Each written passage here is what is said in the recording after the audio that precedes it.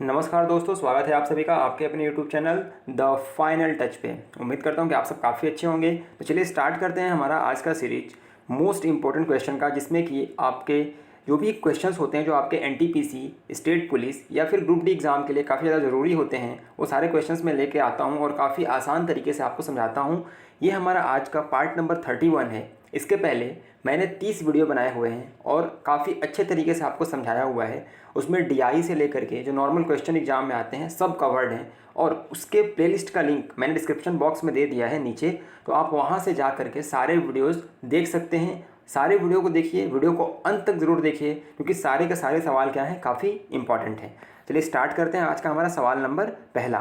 तो इसमें बोला है कि एक पोशाक है, उस पर 15% की हानि होती है, और हानि कितने की है? 225 रुपये की।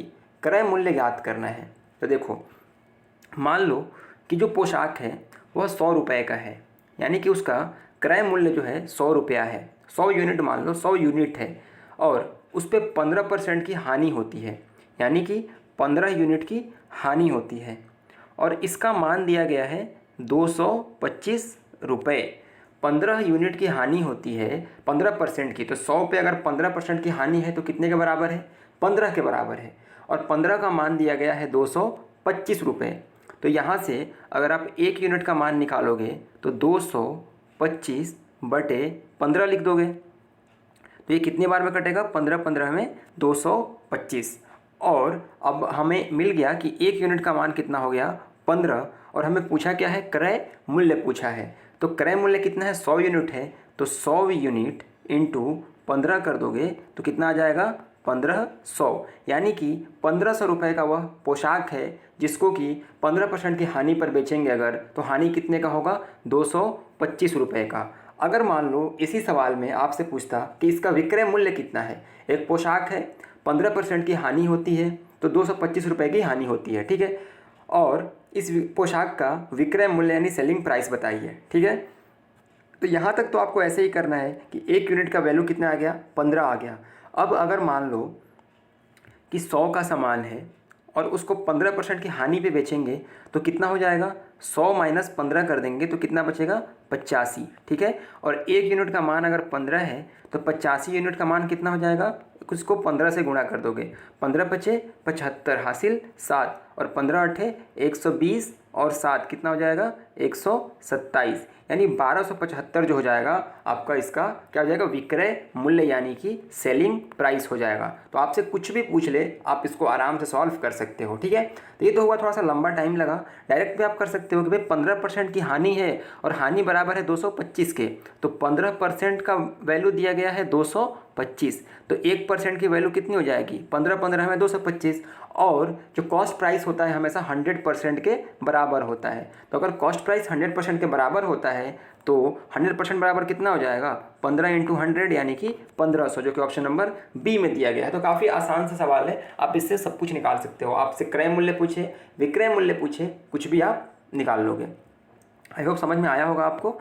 अब बढ़ते हैं अगले सवाल की ओर। ये सवाल आपका रीजनिंग के लिए भी बोल सकते हैं कि है, या फिर आप बोल सकते हैं कि मैथ्स के लिए भी है। कुछ भी किसी में भी आ सकता है, मैथ्स और रीजनिंग को किसी में भी पूछा जा सकता है। सीरीज का सवाल है, देखते हैं क्या इसमें 1 2 6 12 36 72 दिया है, और अगला इस क्वेश्चन मार्क पे क्या आएगा आपसे पूछ रहा है। तो हमको इसमें जो पैटर्न क्या चल रहा है ना, उसको देखना होता है, ऑब्जर्व करना होता है। पहले हम सीरीज को लिख लेते हैं, 1 2 6 12 36 एंड 72, 1 2 6 12 36 72, और आगे क्वेश्चन मार्क दिया है, इसका ही वैल्यू हमें निकालना है। तो देखो, अगर हम यहाँ से देखें तो 1 इंटू 2 कितना हो रहा है? 2, 2 इंटू 3 कितना हो रहा है? 6, 6 इंटू 2 कितना हो रहा है? 12, 12 इंटू 3 कितना होगा? 36, 36 इंटू 2 कितना हो रहा है? 72। तो देखो, पहले 2 से गुणा कर रहे हैं, फिर 3 से गुणा कर रहे हैं, फिर 2 से, फिर 3 से, फिर यहाँ 2 से किए, तो अगले में कितने से करेंगे गुणा?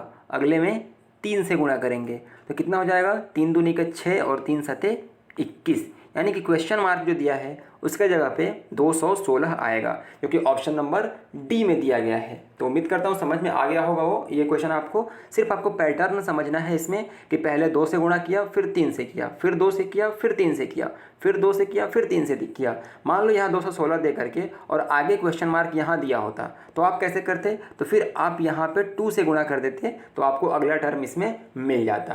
ठीक है, तो जब भी सीरीज के सवाल आ जाएं तो आपको देखना है पहले कि उनके बीच का अंतर क्या है, या फिर कितना कुछ जोड़ा जा रहा है, क्या क्या गुणा किया जा रहा है, कुछ डिवाइड किया जा रहा है क्या। तो ये सब चीज़ें जब आप देखना उसमें शुरू कर देंगे तो सीरीज के सवाल आपसे बहुत ही कम समय में बनना शुरू हो जाएंगे। ठीक है, चलिए देखते हैं हमारा अगला सवाल क्या है। यह आपका CISI का सवाल लग रहा है, देखते हैं पढ़ते हैं क्या है इस क्वेश्चन में। क्वेश्चन में बोला है कि यदि 2 साल के लिए 5% की वार्षिक दर से चक्रवृद्धि ब्याज और साधारण ब्याज के बीच का अंतर 225 है तो मूलधन बताना है आपको। काफ़ी अच्छा सवाल है। मैं इसमें आपको बोलूँगा कि बिल्कुल फार्मूला की ज़रूरत नहीं है, आपको कोई फार्मूला याद करने की ज़रूरत नहीं होगी। देखो कैसे करेंगे, तो 2 साल की बात है तो लाइन मेथड इस्तेमाल करेंगे। यहाँ पे हमने 2 लाइन खींच लिया। ठीक है, ये पहला साल और ये दूसरा साल। और पहले साल की रेट क्या है 5%, दूसरे साल की रेट क्या है 5%। और जब चक्रवृद्धि ब्याज लगती है ना तो देखो ये तो साधारण ब्याज का दर हो गया, ये साधारण ब्याज हो गया। और नीचे में देखो क्या होता है कि चक्रवृद्धि ब्याज में साधारण ब्याज पर भी ब्याज लगता है, यानी कि जब ब्याज पर ब्याज लगना शुरू हो जाए तो उसे हम चक्रवृद्धि ब्याज बोलते हैं। तो यहाँ पे 5% लगा हुआ है तो 5% यहाँ पे साधारण ब्याज हो गया, यहाँ पे 5% साधारण ब्याज हो गया। अब 5% पे फिर 5% क्या लगेगा, ब्याज लगेगा, और ये पूरा मिल करके क्या बनेगा, चक्रवृद्धि ब्याज बनेगा, यानी कंपाउंड इंटरेस्ट बनेगा। ठीक है, तो यहाँ पे 5% का 5% कितना होगा, तो 5% का 5% जो हो जाएगा वह 0.25% होगा। देखो 5 का 5%, 5/100 कर देंगे, 25/100। अब ये नीचे 2 जीरो है तो ऊपर जाएगा 2 स्थान पे दशमलव लग जाएगा, तो यानी 1 2 यहाँ पे दशमलव लग गया, यानी 0.25%। ठीक है, तो उम्मीद करता हूँ ये चीज़ें आपको समझ में आई होंगी। तो यहाँ पे देखो 5 का 5% 0.25% हो गया। और इस क्वेश्चन में देखो ये जो ऊपर में है ये साधारण ब्याज है, ये साधारण ब्याज है। ठीक है, और नीचे जो होता है ना ये साधारण ब्याज और चक्रवृद्धि ब्याज उसके बीच का अंतर होता है। ठीक है, यानी कि जो डिफरेंस होता है compound interest and simple interest के बीच का, उसको हम नीचे लिखते हैं। ठीक है, तो 0.25 क्या है, यह चक्रवृद्धि ब्याज और साधारण ब्याज के बीच का अंतर है। तो 0.25% बराबर दिया है क्वेश्चन में, ये अंतर क्या है 225 है। तो 0.25% इज इक्वल टू 225। तो आपसे क्या पूछा है कि मूलधन, और मूलधन हमेशा क्या होता है 100% होता है। ठीक है, तो यहाँ से 1% की वैल्यू अगर मैं निकालूंगा तो आएगा 225/25, और यहाँ पे 2 स्थान पे 0 है, 2 स्थान पे दशमलव है तो ऊपर में 100 हो जाएगा। ठीक है, अब यहाँ पे आप करोगे अगर तो 25 9 225, यानी कि 1% का वैल्यू कितना हो गया 900।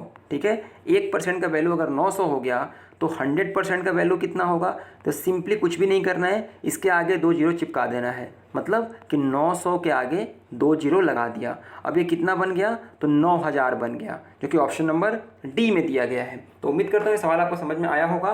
काफ़ी अच्छा सवाल है, 1 सेकंड में सवाल बनेगा। देखो मैं कैसे बताता हूँ। अगर आपने कॉन्सेप्ट इसका समझ लिया, बेसिक कॉन्सेप्ट मैं आपको जो समझाना चाह रहा था, तो आप कैसे बनाओगे इस सवाल को। आप सिंपल एक लाइन खींचोगे, यहाँ 5%, यहाँ 5%, और यहाँ कितना हो जाएगा 0.25%, और इसकी वैल्यू 0.25% की वैल्यू दी गई है 225। ठीक है, 25 9 225, यानी 1% बराबर कितना हो जाएगा 900, और मूलधन हमेशा 100% होता है तो ये 9000 हो जाएगा। तो आप 90000 हो जाएगा, जो ऑप्शन नंबर डी में आप टिक कर देंगे। तो इतने स्पीड से आप क्वेश्चन को सॉल्व कर पाएंगे अगर बेसिक कॉन्सेप्ट जो मैंने आपको बताया अभी पीछे वो समझ में आ गया होगा। तो मैंने इसमें पूरा समझाने की कोशिश की है, लेकिन फिर भी अगर कुछ छूट गया हो जो आपको समझ में न आ रहा हो तो आप कमेंट करके पूछेंगे, मैं आपके क्वेरी का रिप्लाई करूँगा।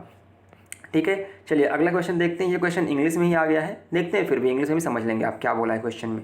इसमें बोला है कि in an isosceles triangle the sides opposite to 2 congruent angles are given as 3x + 3 and 2x + 5, find x। मतलब कि एक ट्रायंगल दिया हुआ है जो आइसोस्केल्स का मतलब होता है समद्विबाहु त्रिभुज। जिसकी दो भुजाएं बराबर होती हैं। तो हमने मान लिया ABC, ठीक है, और ये साइड और ये साइड क्या है, बराबर है। तो क्या बोला है कि the in an isosceles triangle the side opposite to two congruent angle are given as 3x + 2x, यानी कि जो दोनों साइड्स हैं, जो कॉन्ग्रुएंट एंगल्स हैं ना, उनके ऑपोजिट में, यानी कि दो एंगल, देखो जब भी समद्विबाहु त्रिभुज दिया होगा, ठीक है, तो जो साइड उनके बराबर होंगी उनके एंगल भी क्या होंगे, बराबर ही होंगे, ठीक है, कॉन्ग्रुएंट होते हैं, ठीक है। तो इनके ऑपोजिट साइड के जो एंगल्स, जो साइड्स दिए हैं, वह मान लो जैसे ये वाला साइड 3x + 3 दिया है और ये 2x + 5 दिया है, मानना नहीं है, क्वेश्चन में दिया गया है। यानी जो दो बराबर साइड हैं वह क्या है, 2x + 5, 3x + 3। तो हमको पता है कि आइसोस्केलेस ट्रायंगल में साइड्स क्या, दो साइड क्या होते हैं, बराबर होते हैं, और कॉन्ग्रुएंट एंगल के सामने की साइड मतलब यही दोनों बराबर वाले साइड हैं। इन दोनों साइड्स के मतलब जो मान होंगे, माप होंगे, हमेशा क्या होंगे, बराबर होंगे। मतलब क्या कि 2x + 5 = 3x + 3। क्यों? क्योंकि समद्विबाहु त्रिभुज आइसोस्केलेस ट्रायंगल है, तो इसकी साइड्स क्या होंगी, बराबर होंगी, ठीक है। तो 2x + 5 = 3x + 3। अब यहाँ से आप सॉल्व कर दो इस इक्वेशन को, तो 3 में से 2 घटेगा, कितना हो जाएगा, x हो जाएगा, और 5 में से 3 घटेगा, 2, ठीक है।